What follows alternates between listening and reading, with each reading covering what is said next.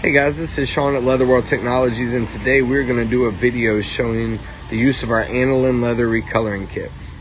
I'm going to kind of walk through the identification, walk through the process, walk through any tips, anything to be on the lookout for when you're working on aniline leather, get you guys to where you're feeling comfortable and can do this yourself. So you guys ready? Let's get it. All right, and so from here, we're just going to do a quick walk around of the sofa just to see what we're looking at on all sides. Point out any areas that we need to focus on, just to give you guys an overall look. So you can see one thing here from the face of it is the uneven fade. You got the two bottom panels, one color, the middle panel, and the top three panels there just above it are a darker color. These are all signs of an aniline leather. The uneven fade, the dark, the light fades these things extremely bad. So if you have it sitting in front of a big window or even under a bright light, can cause uneven fade to the areas where the light hits.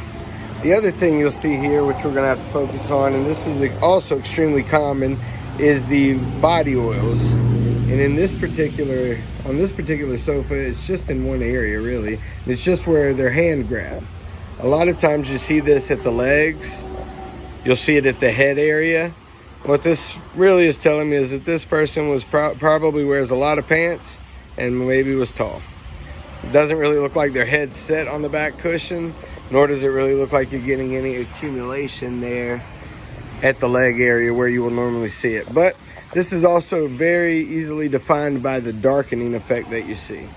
So we have a degreaser that we will use to treat that area, lighten that back up. Prepping is really important with aniline just because with the dye made to absorb, if there's staining there, it's not really gonna hide it.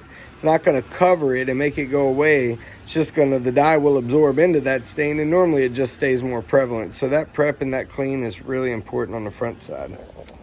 The other thing we're seeing here is cat scratches. Super common. Cats love leather. Can you blame them? Nope, not me. All right, so again, just a lot of uneven fade. We're gonna try to even that out as we come back around to the other arm. Got a few more cat scratches. But the other thing I notice here is the difference in color between this side and that side of the leather over there. This area is a lot lighter. You really don't have any of that reddish brown left. As you get into this middle panel, you can see it's darker. Back to the front panel where it's light again. So I'm believing that the right side of the sofa was probably more in the light than the left side of the sofa. But anyway, there's a quick walk around. Let me show you guys. The goal is to take this sofa here and turn it back into that. All right, so one great thing about working on leather is most leathers do include a small sample of the leather that shows what the leather would look like in its original state. You can normally find this tucked in under the cushions. So we're going to use this leather sample to just show the difference and just to kind of show you the identification on a wax aniline. So as I was saying earlier, all anilines, when you run your thumbnail, will scuff, right? Super common. With the pure aniline, a lot of times when you get in and you do this number, nothing really happens. You can take some protection cream, some conditioner, kind of buff it back in, it works fine, makes the scuff go away, but there's really nothing you can do because you haven't scuffed a surface on a pure aniline, you've actually scuffed the leather itself. Whereas on this particular sample where we made that scuff, what we've actually scuffed into is the wax coating. So with that, the way that you identify is when you scuff, if you buff, right, if you come in and take your finger and you start to work that scuff, what you'll a lot of times do is you'll melt the wax and you can make the scuff just start to disappear. So that again is an identification factor of a wax aniline leather. The other thing we'll look at, and this is kind of where it can get tricky, right? Like if I do this on a protected leather, nothing happens. Nothing at all, no scuff, no anything, nothing shows up. It looks like I just did that. Looks like I did it on the back side of the cushion there. Nothing happens, right? So if you run the scuff test and you do get an area that shows up, then that's where you really need to go in and do a little bit further identification. Just because to recolor this and recolor it effectively, if there's a wax coating there, it's got to be removed. right? And the reason is if I take, and what I've got here is just some standard leather cleaner on my finger. If I take that and I put it on the leather, I can then take that leather and wipe it away dry, right? So that, and what that's saying is that I've put a little bit of liquid on, the pores are protected a little bit, the wax is giving us some protection. So that's really good. So just to show you a difference. So the same leather, this is just an area where the coating, the wax is no longer prevalent, right? If I take this cleaner and I put it on there, immediately it absorbs in, immediately it makes a dark spot, which is what we want the dye to do when we apply it, and there's nothing to wipe away and dry, right? So again, just really important to make sure that if you're doing a wax aniline, that you do remove that coating before you start applying dye. If you have any questions about any of this, guys, always reach out to us. All right, guys, so what we're gonna do is we're gonna start by prepping this one area. We're not gonna show the whole sofa, but we'll just show you this one area, how to get this prepped. And this is a little different, like I said, being that we're working on the wax aniline, prepping this between a standard or a pure aniline. With the pure aniline, you're just gonna use a standard leather cleaner, something that's gonna get in and remove any dirt, grime, things like that. But with a wax aniline, you actually have to break down and remove a bit of that wax coating so you're able to get the dye to bite in. So what I'm gonna do, like I said, is just start by prepping this one particular panel. Oh man, see when I pull the cushion back, look at all where the light hadn't hit at all. You could just see, so that's just, again, leading you to believe that just at its face value that you are working on an aniline. So with the wax kit that we sell, we do include our color prepping cleaner versus the standard leather cleaner that comes in our Aniline Leather Recoloring Kit. But either way, you're just gonna take this cleaner, you're gonna come in, 600 grit sandpaper works really well. This is a gray scuff pad, it's meant to mimic that. We're just gonna come in and you can see as we start to clean, how we're starting to get that cleaner to absorb. That's what we're after. That way, when we put our dye on, you can see here where it's running, whereas here it's absorbing. When we come in, give it a good clean,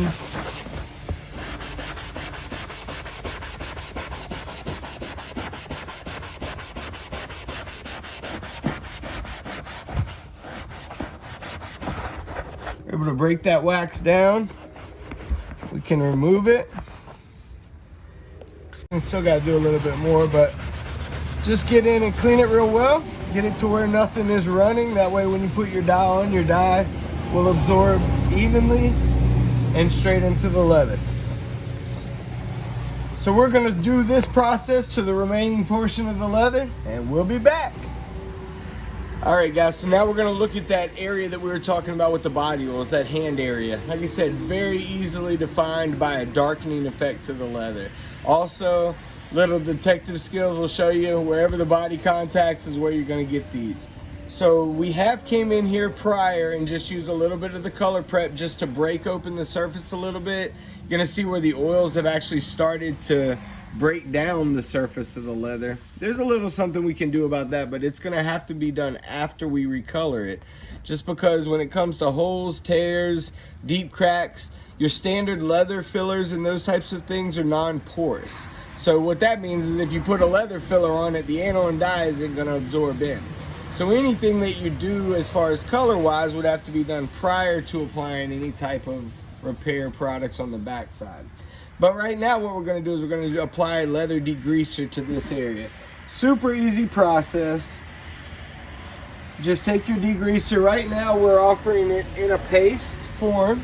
The aerosol cans have actually been crazy to get thanks to the pandemic. But most jobbers, this is how they apply the product, is in its paste form. The aerosol cans are really nice and very convenient.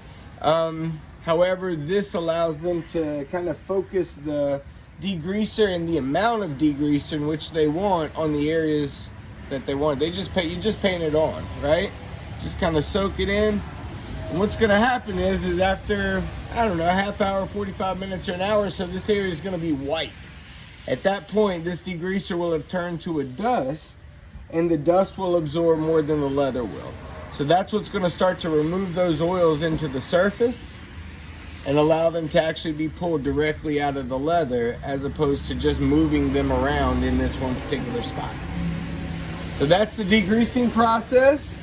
You can let this dry and come back in a real heavily stained area. You can certainly come back, let this dry, apply a little more. But we're gonna let this actually set for 24 hours before we remove it. And you can already see at the outer edges where we're starting to get that dust effect. So we'll let that set while this is doing its deal over the next 24 hours. Like I said, we're gonna start doing the prep work on the remaining of the sofa. I will tell you guys, the hardest thing about dealing with aniline leather and working on it is figuring out, for me, what golf course I'm gonna play golf at while I'm waiting for all these products to dry. So not hard, have the right products, and remember, if you have any questions, you just reach out to us here at Leather World Technologies. So we're gonna get back to work. No golf today. All right, so here we are prepped. Went through and used the color prepping cleaner. Actually used some 220 grit sandpaper just to really break that wax down. Still waiting on the area over here to dry, so I'm gonna let that happen overnight. We'll be back tomorrow and we will start with the aniline kit. Get it done. All right, guys, so we are back. We just finished the cleaning process and the prepping process. So now we're gonna move into the next product that comes on our aniline recoloring kit. It's our hydrating cream. So now what we're gonna do before we apply any dye, it is super important to make sure that we get the moisture content in the leather up. And why that is so very important is when we apply the aniline dye, we don't want the aniline dye to dry so fast that it doesn't actually have time to color the hide, because again, it's not covering, it's gonna absorb. So the hydrating cream is actually really, really important.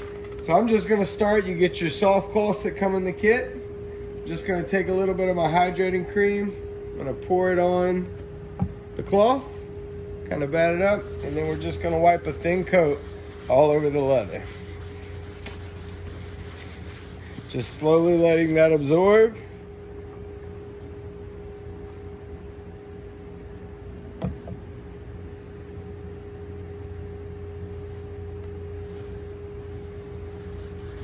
And feel free to wipe this on very liberally. You don't have to be soft with it. You can certainly wipe a lot of it on. It's not hurting anything. This is a true water-based leather conditioner, so this isn't like a lot of what you see on the market, which are oil-based or lanolin-based leather conditioners. Short-term effects of those products are great, but the long-term effects of oils on an aniline or on an aniline leather that aren't designed to be there, it's going to cause it to dry out, it's going to cause it to crack. And so any leather tannery is always going to recommend water-based leather cleaners when you're maintaining. So again, you're not hurting anything by wiping a bunch on. The other thing you're going to see, which is also very common, is you're going to get color transfer whenever you're working on aniline leather. You're cleaning something that has been dyed. This obviously shouldn't happen when it's wet, but it is very common as you're wiping on the conditioner and the cleaners and the dyes, you know, to get a little bit of color rub off. So if you see that, don't worry.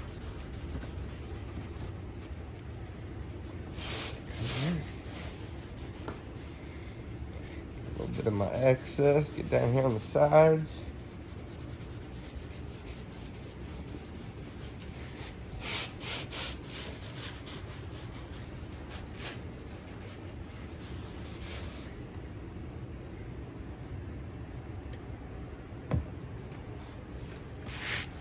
There are gloves that come with the kit. Definitely use the gloves with the dye.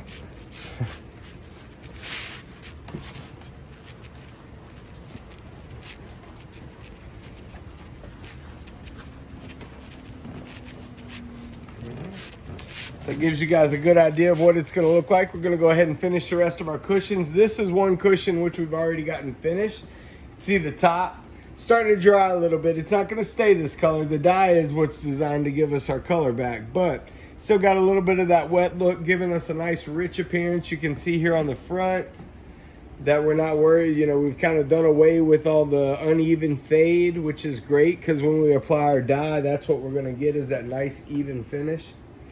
So anyway, we're going to get to conditioning and everything, and we'll be back when we apply some color, y'all. All right, guys, so here we are. We're getting through the prep material, through the prep stage, we went ahead, just applied the hydrating cream. See, it's still kind of got the wet look. Put a little bit extra where we did the degreaser, just because the degreaser dries it out some. But it's where we are right now. Getting ready to start applying color, guys. So as far as applying the color goes, like I said, it's just like staining wood. We're just gonna wipe thin coats of the dye on, wipe it all over the leather, and see if we can bring that color back. All right, so here we are with one coat of dye on. Starting to get a little bit of color coverage. So we're gonna let that dry. Should take a couple hours, and we'll come back in and put another coat on. All right, so here I'm gonna show how we apply our wax top coat. So this is a really good wax protector made for wax pull-up anilines. Works really well on the furniture industry. Also works really well for the horse tack industry. Anything that's waxed, this is a protector. Now, one thing you'll notice about this protector is you see it's very thin. And you're gonna see that as we spread it on. But that's just important just because how you apply it, these work really well. These foam brushes are awesome. But you do wanna brush it on and kind of coat the surface like you would a paint. So when it comes to applying this, it's just a thin coat right over the surface. So you're gonna see as I put it on, it's kind of thin. Just gonna kind of brush it around. Turn that cushion. Is there something else I can help with? Oh, no. Siri wants to help now. We ain't letting Siri help. Did y'all hear that? So we'll kind of let that, we'll brush it on through, keep on going. Like I said, it's still kind of thin, it's still thin now.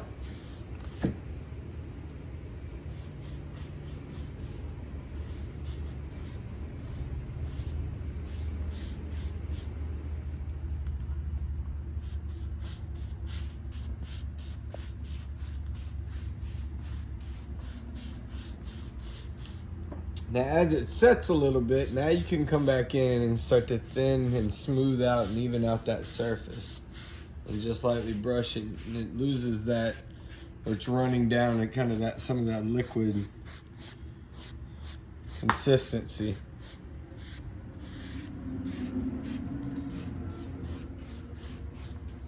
So we're just gonna repeat that to the whole surface.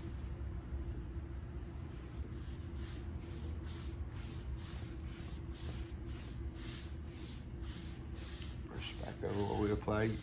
See how it's kind of thickening up a little bit there.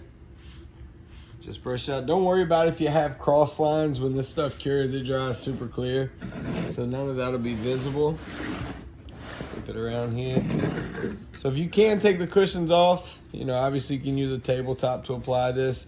If not, like I said, a bucket works real well to dip the brush down in instead of trying to pour it out of the bottle onto the tip of the brush. Just brush it into those areas. We'll come back and soak up some of that excess.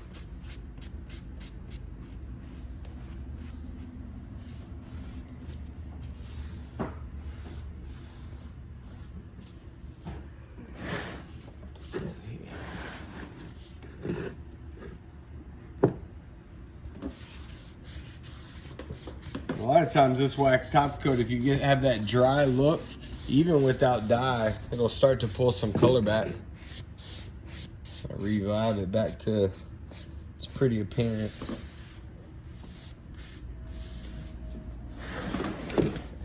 This side, you can see here how it's starting to thicken up. So from there, just any runs that you see, it's okay, just kind of lightly brush them out. Soak up any excess around the edges.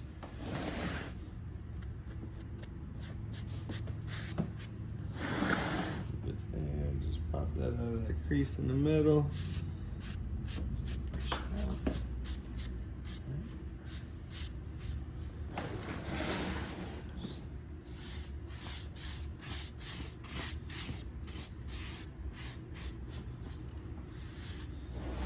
There we go. And that is treated. So from here, we'll let it set about an hour or so and come back and check it out. All right, so here is the cushion. This is 2 coats of the wax on, lightly brushed over the surface. Allow it to dry. Give it about an hour or so. Come in, apply the next coat. We've done that 2 times, and here we've got a nice finished surface. Super smooth, super slick. All the cracking appearance that you get is gone. Any scuffs will go away. Unfortunately, you can't stop that from coming back on these wax surfaces. But as far as getting it back to what it looked like on the showroom, easy to do. All right, so here we are. Finished, completed, waxed, re-dyed, put back together, ready to get picked up. So there we go. It's looking real good. All right, guys. So again, with that Leather World Technologies Aniline Leather Recoloring Kit, if you got a wax top coat, wax top coated leather, the wax top coat's amazing. You guys can do it too. It's not tough. Thanks for tuning in, guys. We'll see you on the next video. Make sure to subscribe and like to the channel. Thanks.